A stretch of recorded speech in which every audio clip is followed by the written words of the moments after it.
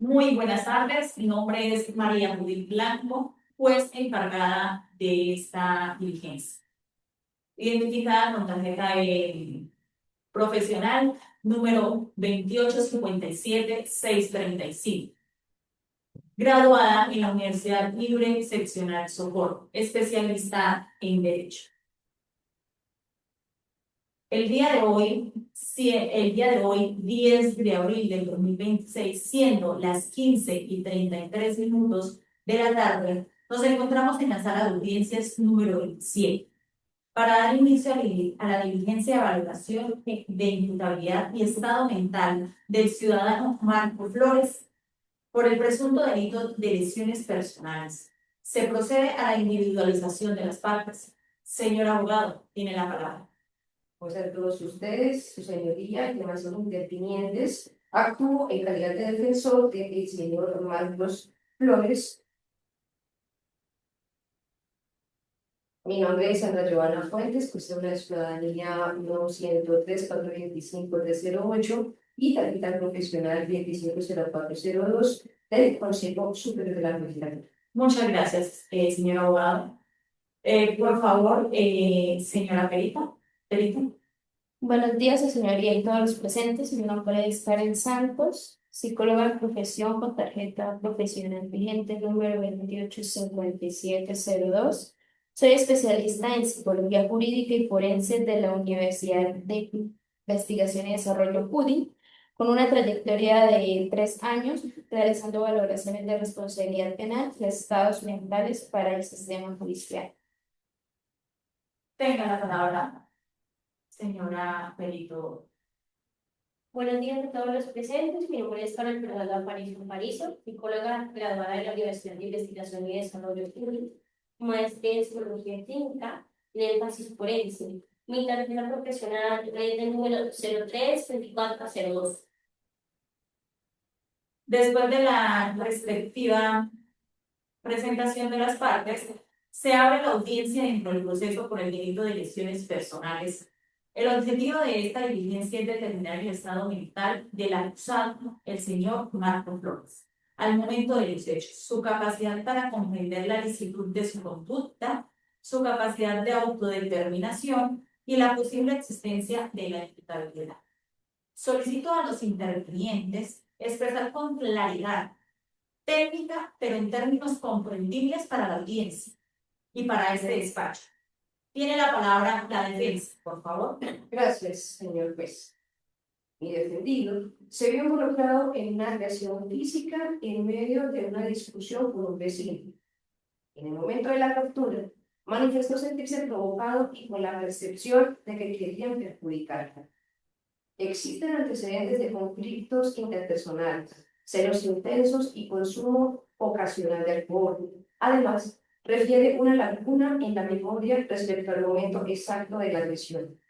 Por ello, solicitamos valorar si estas condiciones afectan su capacidad cognitiva, es decir, la comprensión de lo que hacía, y su capacidad volitiva, es decir, el hecho de controlar su conducta.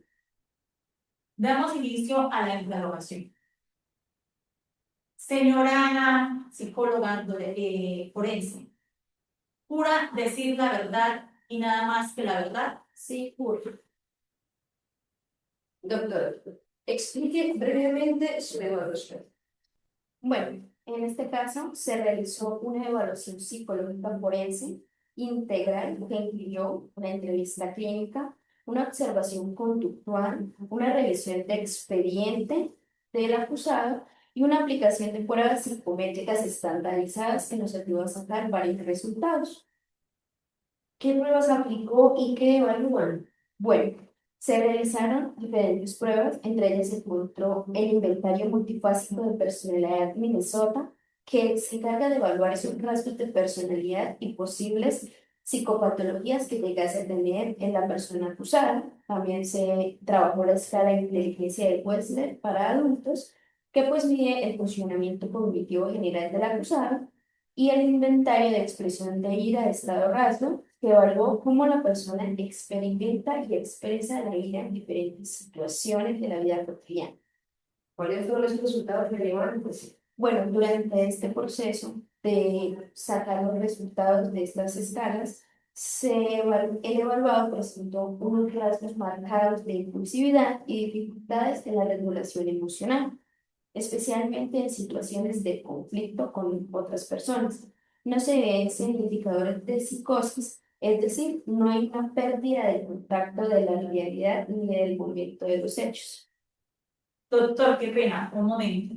Explíqueme o explíquenos acá en el despacho, en términos sencillos, ¿qué significa la regulación emocional en este caso? Bueno, su señoría, la regulación emocional es esa capacidad que tienen las personas para poder manejar sus emociones de la mejor manera y de la manera adecuada en ciertas situaciones de estrés. En este caso, el evaluado presenta dificultades marcadas para poder controlar esas reacciones intensas más relacionadas con la ira. Entiendo.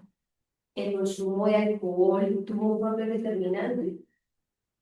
Puede que en ese momento hubiera actuado como un factor desinhibidor, es decir, que pudo disminuir su autocontrol, pero no indica que haya una evidencia que anule sus capacidades mentales. Entiendo. Entonces, el acusado comprendía la ilicitud de la conducta que estaba llevando a cabo. Sí, durante ese momento se conservó su capacidad de entender que el agredir a otra persona es una conducta prohibida dentro de las normas sociales. Entiendo. Y era consciente de su capacidad de autodeterminación que tenía en ese momento.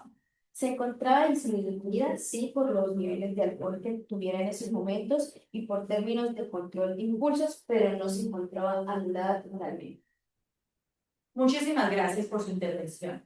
A continuación, llamo a nuestra segunda doctora psicóloga forense que tenemos en este despacho.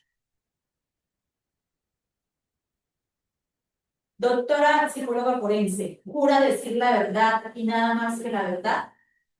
Sí, juro decir nada más la verdad. Doctor, por favor, proceda. Doctora, ¿qué metodología utilizó? Pues además de la entrevista clínica forense y análisis documental, apliqué la lista de verificación de psicopatía de Hart. Esta lista permite evaluar datos de personalidad asociados a conductas antisociales en el individuo. También el test de Roche, el cual es un test que permite explorar dinámicas emocionales y formas de percibir la realidad. Y por último, la escala de impulsividad de Barata. Esta escala pues mide los niveles de impulsividad conductual. ¿Y qué hallazgos obtuvo?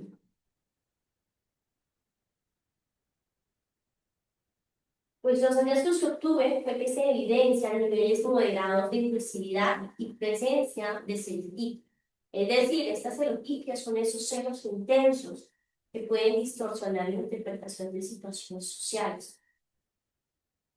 Doctora, explíqueme celotipia en términos simples, en términos comprendibles para esta audiencia, por favor. Claro que sí, celotipia es una tendencia a experimentar celos excesivos o injustificados, lo que puede generar una interpretación errónea de la conducta de otros.